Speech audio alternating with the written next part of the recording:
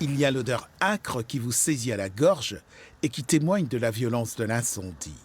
Le pavillon est un bâtiment style art déco, centenaire, la plus vieille boîte de nuit de l'agglomération orléanaise. Il était environ 23 heures quand le sinistre s'est déclaré. J'ai ma maison qui est collée au pavillon. J'ai entendu un premier boom. Après, j'ai entendu comme des bruits de pétards, en fait. J'en ai entendu 4.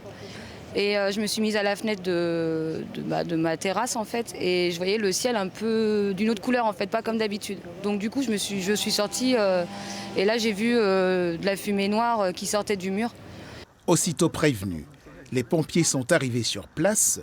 Avec de très gros moyens, l'incendie faisait déjà rage.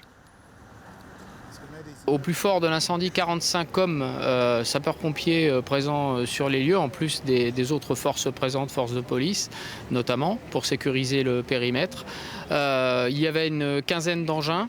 On a en gros déployé 7 lances, dont 2 lances qui ont été placées sur échelle de manière à circonscrire l'incendie, ce qui nous a permis de limiter la propagation à l'ensemble des bâtiments qui sont sur le pourtour de la discothèque.